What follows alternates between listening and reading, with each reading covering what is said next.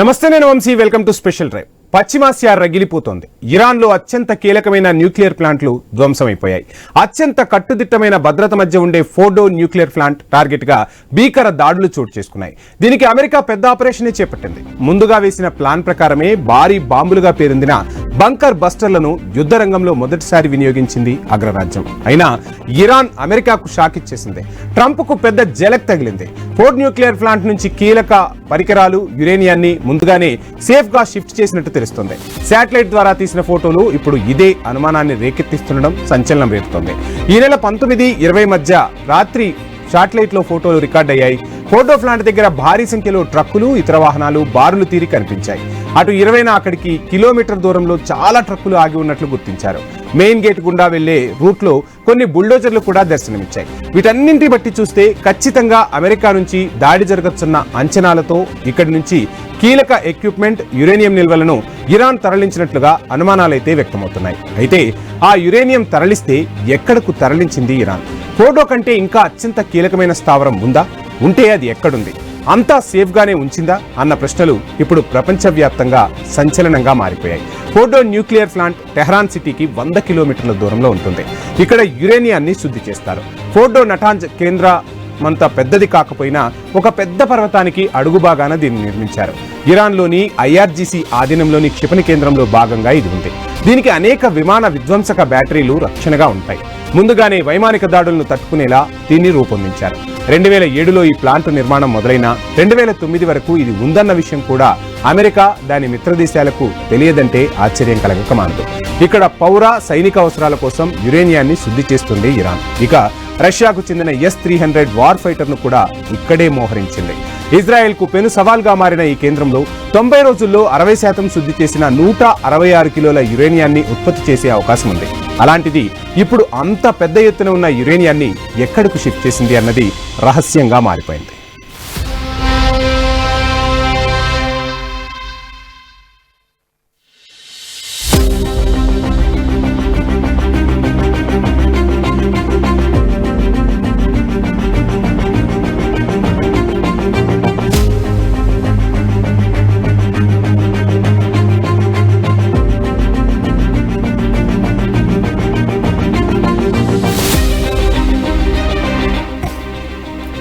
పశ్చిమాసియా రగిలిపోతోంది. ఇరాన్లో అత్యంత కీలకమైన న్యూక్లియర్ ప్లాంట్లు ధ్వంసమైపోయాయి. అత్యంత కట్టుదిట్టమైన భద్రత మధ్య ఉండే ఫోర్డో న్యూక్లియర్ ప్లాంట్ టార్గెట్ గా భీకర దాడులు చోటు చేసుకున్నాయి. దీనికి అమెరికా పెద్ద ఆపరేషన్ నిర్వహించింది. ముందుగా వేసిన ప్లాన్ ప్రకారమే భారీ బాంబులుగా పేరొందిన బంకర్ బస్టర్లను యుద్ధ రంగంలో మొదటిసారి వాడారు. అయినా ఇరాన్ అమెరికాకే షాక్ ఇచ్చేసింది. ట్రంప్ కు పెద్ద జలక్ ఇచ్చేసింది. ఫోర్డో న్యూక్లియర్ ప్లాంట్ నుంచి కీలక పరికరాలు, యురేనియాన్ని ముందుగానే సేఫ్ గా షిఫ్ట్ చేసినట్టు తెలుస్తోంది. శాటిలైట్ ద్వారా తీసిన ఫోటోలు ఇప్పుడు ఇదే అనుమానాన్ని రేకెత్తిస్తున్నాయి. ఈ నెల 19-20 మధ్య రాత్రి శాటిలైట్ లో ఫోటోలు రికార్డ్ అయ్యాయి. ఫోటో ప్లాంట్ దగ్గర భారీ సంఖ్యలో ట్రక్కులు, ఇతర వాహనాలు బారులు తీరి కనిపించాయి. అటు 20న అక్కడికి కిలోమీటర్ దూరంలో చాలా ట్రక్కులు ఆగి ఉన్నట్లు గుర్తించారు. మెయిన్ గేట్ గుండా వెళ్లే రూట్ లో కొన్ని బుల్డోజర్లు కూడా దర్శనమిచ్చాయి. వీటన్నింటి బట్టి చూస్తే ఖచ్చితంగా అమెరికా నుంచి దాడి జరగొచ్చన్న పక్క అంచనాలతో ఇక్కడి నుంచి కీలక ఎక్విప్మెంట్, యురేనియం నిల్వలను ఇరాన్ తరలించినట్లు అనుమానాలు కలుగుతున్నాయి. అయితే ఆ యురేనియం తరలిస్తే ఎక్కడకు తరలించారు? ఫోర్డో కంటే ఇంకా అత్యంత కీలకమైన స్థావరం ఎక్కడుంది? ఏంటది? అంతా సేఫ్ గానే ఉంచిందా అన్న ప్రశ్నలు ఇప్పుడు సంచలనంగా మారిపోయాయి. ఫోర్డో న్యూక్లియర్ ప్లాంట్ టెహరాన్ సిటీకి 100 కిలోమీటర్ల దూరంలో ఉంటుంది. ఇక్కడ యురేనియం శుద్ధి చేస్తారు. ఫోర్డో నటాంజ్ కేంద్రం అంత పెద్దది కాకపోయినా ఒక పెద్ద పర్వతానికి అడుగు భాగాన దీన్ని నిర్మించారు. ఇరాన్లోని IRGC ఆధీనంలోని క్షిపణి కేంద్రంలో భాగంగా ఉంది. దీనికి అనేక విమాన విధ్వంసక బ్యాటరీలు రక్షణగా ఉన్నాయి. ముందుగానే వైమానిక దాడులను తట్టుకునేలా దీన్ని నిర్మించారు. 2007లో ఈ ప్లాంట్ నిర్మాణం మొదలైన 2009 వరకు ఇది ఉందన్న విషయం కూడా అమెరికా, దాని మిత్రదేశాలకు తెలియదంటే ఆశ్చర్యం కలగక మానదు. ఇక్కడ పౌర సైనిక అవసరాల కోసం యురేనియాన్ని శుద్ధి చేస్తుంది ఇరాన్. ఇక రష్యాకు చెందిన S-300 వార్ ఫైటర్ను కూడా ఇక్కడే మోహరించింది. సో మొత్తంగా ఇరాన్ అయితే అమెరికాకు జలకిచ్చినట్టే కనిపిస్తుంది. ఇదే అంశానికి సంబంధించి డీటెయిల్స్ అందించేందుకు మా ఇన్పుట్ ఎడిటర్ శ్రీకాంత్ జాయిన్ అవుతున్నారు. Srikanth, good afternoon. మొత్తంగా చూస్తున్నాం, ఇరాన్ అమెరికాకు జలకిచ్చింది. అమెరికా ఖచ్చితంగా దాడులు చేస్తుంది అన్న ప్లానింగ్ తోనే, ముందస్తు అంచనాలతోనే యురేనియం నిల్వలను, అదేవిధంగా కీలక ఎక్విప్మెంట్ ను కూడా తరలించినట్టు తెలుస్తుంది. అయితే ఇప్పుడు ఆ కీలక ఎక్విప్మెంట్, యురేనియాన్ని ఎక్కడకు తరలించింది, అంత సేఫ్ ప్లేస్ ఎక్కడుందనేది ప్రపంచవ్యాప్తంగా కూడా పెద్ద ఎత్తున చర్చకు దారితీస్తున్న అంశం. ఎలా చూడాలంటారు ఈ అంశాన్ని శ్రీకాంత్? Exactly. Yeah. వంశీ, అంటే ఇరాన్ యుద్ధంలో మధ్యలో ఇక్కడ అమెరికా వచ్చి చేరింది. సో ఇట్లాంటి నేపథ్యంలో అమెరికా ఏకంగా యుద్ధానికే సన్నద్ధమైంది. అమెరికా కంప్లీట్ గా యుద్ధం ప్రకటించేసింది. ఇట్లా నేపథ్యంలో ఇక నుంచి శాంతి ఉంటుంది అని చెప్పినా గానీ వాటి తర్వాత ఏం జరగబోతోందని మాత్రం ప్రస్తుతానికి ఒక బిగ్గెస్ట్ థింగ్ మాత్రం కనిపిస్తుంది. అయితే ఇరాన్ మాత్రం ఖచ్చితంగా అమెరికా దాడులకు తెగబడుతుందని చెప్పేసి ఇరాన్ ముందు తెలుసు. ఎందుకంటే ముందు నుంచే వీళ్ళు hot rooms, war rooms, situation rooms ఏర్పాటు చేస్తున్నటువంటి క్రమంలో ఖచ్చితంగా ఇరాన్ కూడా ముందు జాగ్రత్త పడే ఉండొచ్చు. అంత ఈజీగా మాత్రం న్యూక్లియర్ ప్లాంట్స్ లో యురేనియాన్ని దాచిపెట్టేటువంటి పరిస్థితి ఉండదు. ఖచ్చితంగా అక్కడి నుంచి వేరే ప్లేస్ కి షిఫ్ట్ చేసే ఉండొచ్చు. ఇక్కడ ఇప్పటికే కొన్ని ఏదైతే ఈ నిఘా సంస్థలు ఉన్నాయో ఇవి ఇప్పటికీ చెప్పడం జరిగింది అక్కడ యురేనియం లీకేజ్ ఏమీ లేదని. యురేనియం లీకేజ్ లేదు అంటే కారణం ఏంటంటే అక్కడ యురేనియం లేదు అనేది మనం ఇండైరెక్ట్ గా అర్థం చేసుకోవాలి. సో ఇజ్రాయెల్ ఇప్పటికే ప్రకటించేసింది అక్కడ యురేనియం నిల్వలు లేవు. సో ఇరాన్ ఇప్పటికీ ప్రకటించింది యురేనియం అక్కడి నుంచి షిఫ్ట్ చేసినట్టుగా మనకు ఉన్నటువంటి ఈ తాజా పరిస్థితి చూస్తే అర్థం చేసుకోవచ్చు. బట్ ఆ యురేనియం నిజానికి భారీ ఎదురు దెబ్బని చెప్పాలి. ఆ యురేనియం ఎక్కడ దాచిపెట్టింది ఇజ్రాయెల్ అంత ఈజీగా ఇజ్రాయెల్ నమ్మేటువంటి పరిస్థితి మాత్రం లేదు. సో ఇజ్రాయెల్ ఇరాన్ యుద్ధంలో ఇరాన్ మాత్రం చాలా ముందు జాగ్రత్త చర్యల్లో ఉంది. మొదటి నుంచి కూడా ఇక్కడ కూడా తగ్గట్లేదు. సో మరోవైపు ఇరాన్ నేరుగా ఇజ్రాయెల్ భూభాగం పైన దాడికి కూడా చేసింది. సో మధ్యప్రాచ్యం మొత్తం కూడా ఈ పాత శత్రు దేశాల మధ్య ఉద్రిక్తతలు ఇప్పుడు నిజానికి తారాస్థాయికి చేరిందని చెప్పాలి. అటు డమాస్కస్ లోని ఇరాన్ రాయబార కార్యాలయంలోని కాన్సులేట్ పైన కూడా విమాన దాడి కూడా జరిగింది 16వ తారీఖు రోజు. సో దానికి రెవల్యూషన్ గార్డ్స్ కు మొత్తం 7 కూడా చనిపోయారు. దీనికి ప్రతీకారం తీర్చుకుంటామని కూడా గతంలో ఇరాన్ చెప్పినట్టుగానే డ్రోన్లు, మిసైళ్లతోటి ఇజ్రాయెల్ భూభాగంలోకి దాడి చేసింది. అయితే ఇరాన్ రాయబార కార్యాలయం మీద దాడులకు కారణం తామేనని ఇజ్రాయెల్ ఎప్పుడూ కూడా ప్రకటించలేదు. కానీ ఆ దాడుల వెనుక ఆ దేశం ఉందని మాత్రం ఇరాన్ ఖచ్చితంగా నమ్మింది. అండ్ మోరోవర్ నమ్మడం కాదు, ఇవి మొదటి నుంచి కూడా శత్రు దేశాలే. ఒకవేళ ఇరాన్ అణుబాంబులను తయారు చేసే పరిస్థితి ఉంటే ఒప్పందానికి రావాలంటూ అమెరికా ఒక డీల్ ముందు పెట్టింది. ఆ డీల్ కు కమామి ఎట్టి పరిస్థితుల్లో ఒప్పుకోలేదు. సో ఒప్పుకోలేటువంటి పరిస్థితుల్లో అమెరికా నేరుగా యుద్ధంలోకి దిగింది ఈసారి. సో 2 వారాల్లో యుద్ధాన్ని ప్రకటిస్తామని చెప్పి ఆలోచిస్తామని చెప్పి నిర్ణయం తీసుకుంటామని చెప్పిన తర్వాత ముందస్తుగానే 2 రోజుల వ్యవధిలోనే అమెరికా యుద్ధానికి దిగుతుందని చెప్పేసి ఎవరు కూడా ఊహించలేదు. అమెరికా ఖచ్చితంగా యుద్ధ రంగంలోకి దిగింది. ఇప్పటికే దీనికి సంబంధించి నెతన్యాహు కూడా అమెరికాని భుజాన మోస్తూ అమెరికా చేసినటువంటి సహాయానికి థ్యాంక్స్ చెప్పుకుంటున్నారు. మరోవైపు అటు అంటే ఇప్పుడు ఈ యుద్ధం ఇప్పటిది కాదు, ఇది 1979 నుంచి కూడా ఇరాన్ లో ఇస్లామిక్ విప్లవ కాలం వరకు కూడా దేశాలుగానే ఉన్నాయి ఇరాన్ అండ్ ఇజ్రాయెల్. ఇస్లామిక్ విప్లవ శ్రీకాంత్ చూస్తున్నాం. మొత్తంగా అయితే పెంటగాన్ వేదికగా అమెరికా రచించిన వ్యూహాలను ఇరాన్ తుత్తునియలు చేసింది. ఒక్కసారిగా అమెరికా నిఘా వర్గాలపై, అదేవిధంగా అమెరికా యుద్ధ ప్లానింగ్ పై ప్రపంచవ్యాప్తంగా కూడా పెద్ద ఎత్తున చర్చ జరుగుతోంది.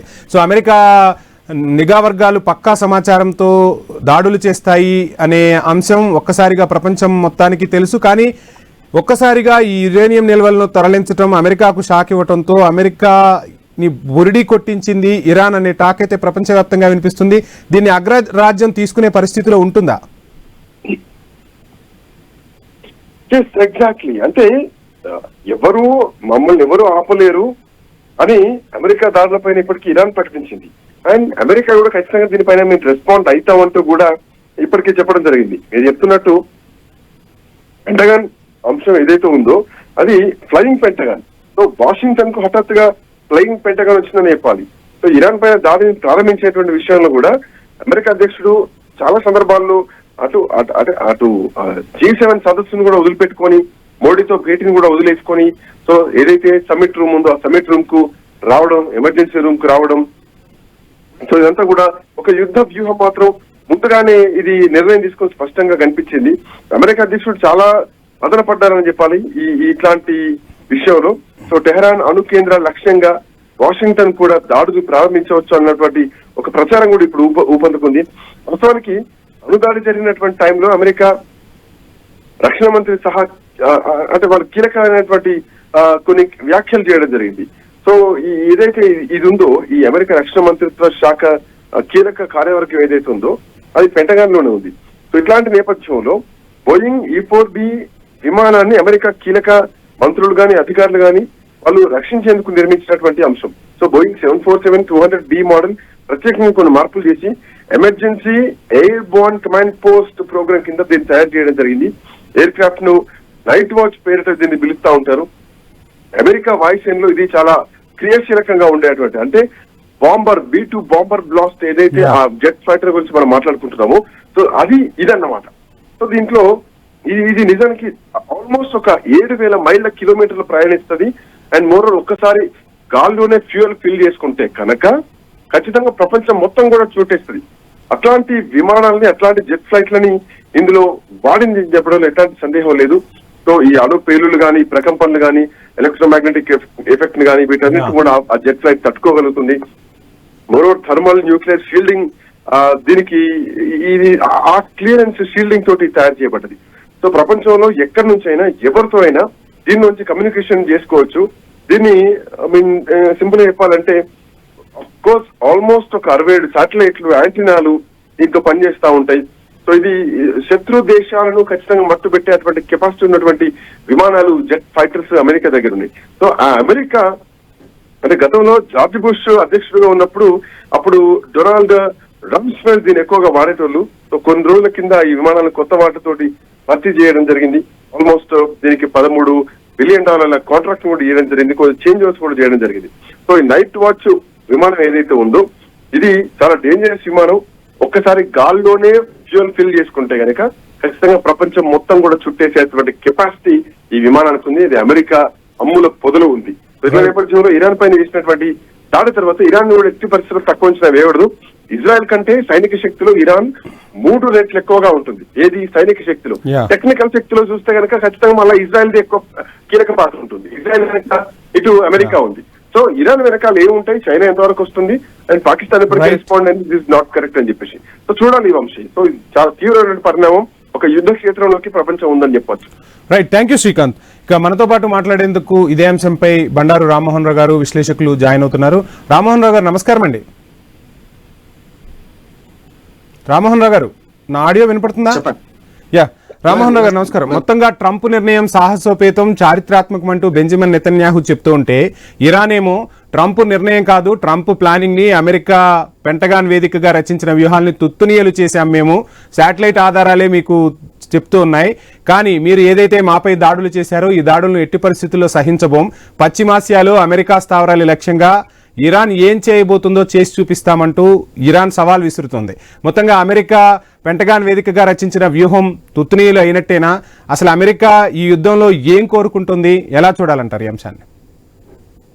అనుకున్నంత అయింది ఎందుకంటే 15 రోజులు టైం ఇచ్చి, అంటే అనుకున్నంత అయిందంటే దాన్ని ఒక రకంగా ఇరాన్ మభ్యపెట్టిండు అమెరికా. ఎందుకంటే 15 రోజులు టైం ఇస్తూ 15 రోజుల్లో మీరు మారండి, లొంగిపోండి అని చెప్పి నిన్నగాక మొన్ననే ట్రంప్ మాట్లాడారు కదా. అంటే ఒక రకంగా దాన్ని మభ్యపెట్టామంటారు. అంటే అమెరికా డైరెక్ట్ గా దాడి చేయదని.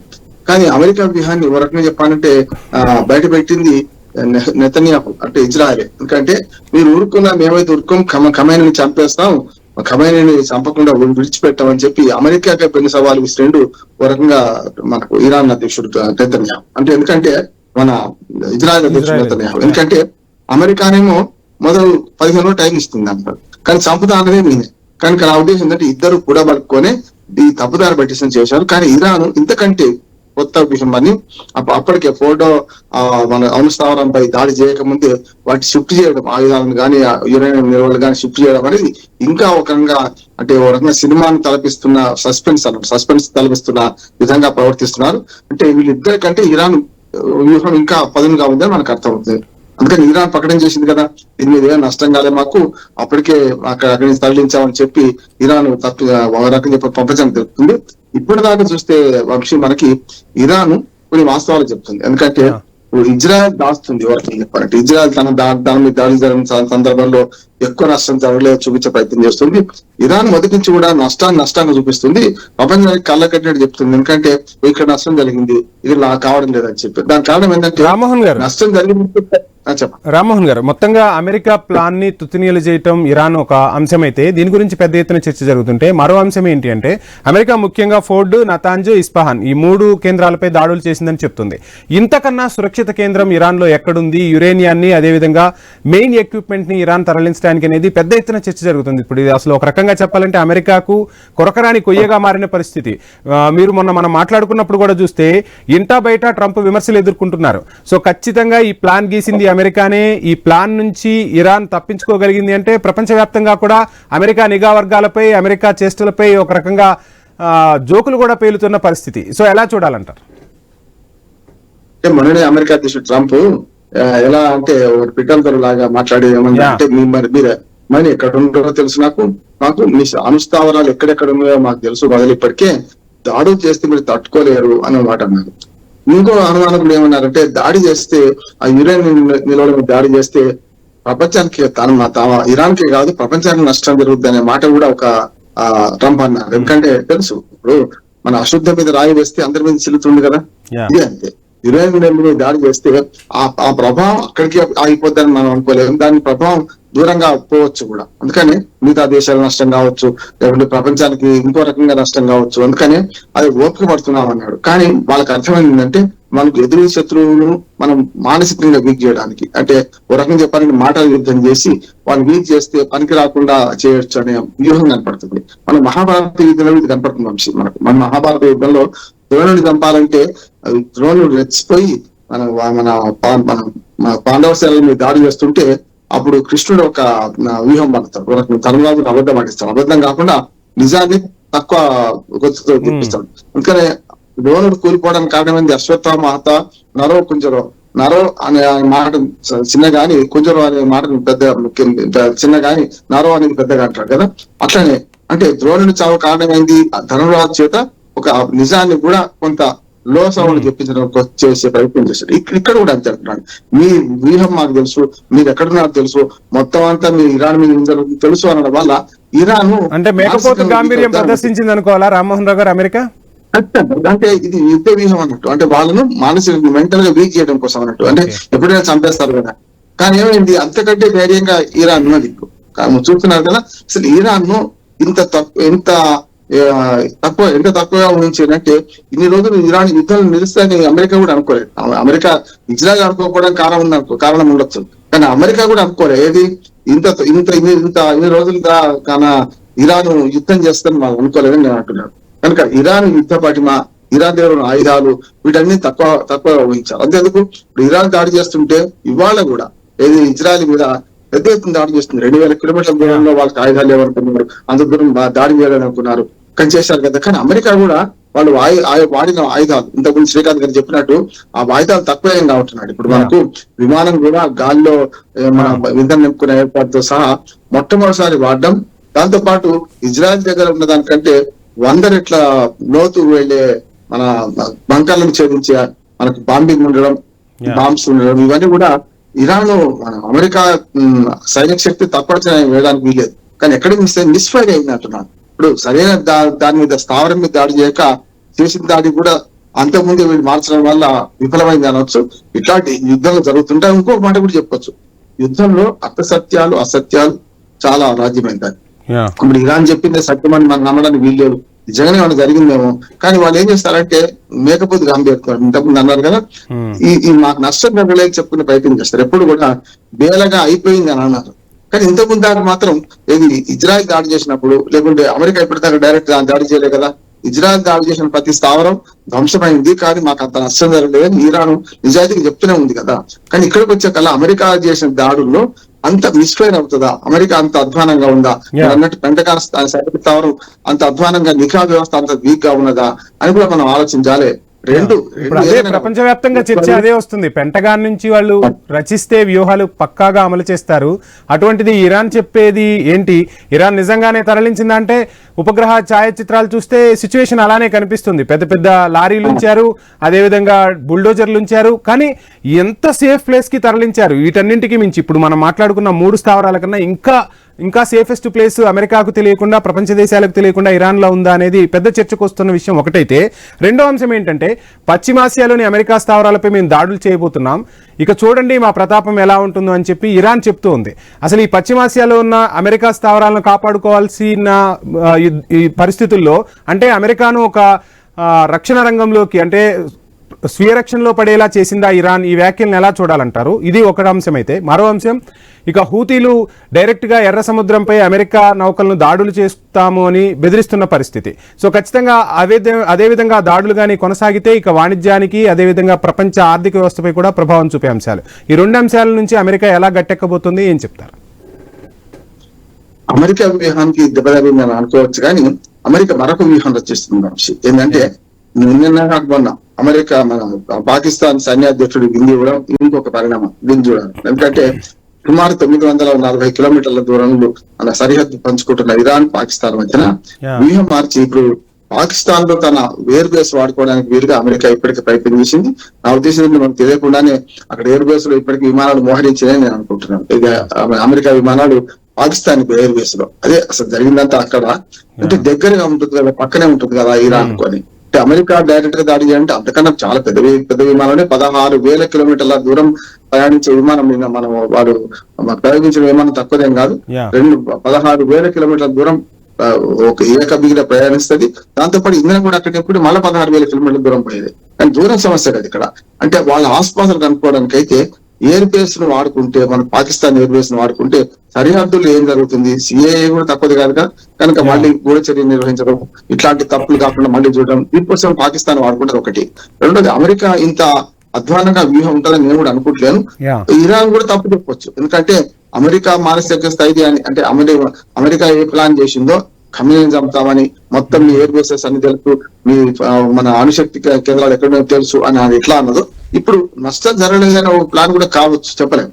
కానీ మీరు అన్నట్లే ఈ ఫోటో కాకుండా ఈ మిగతా 3 అణుశక్తి కేంద్రాలు చాలా వరకు ఫోటో అయితే ఒక కొండ దిగువన ఉన్నాయి అంటున్నారు.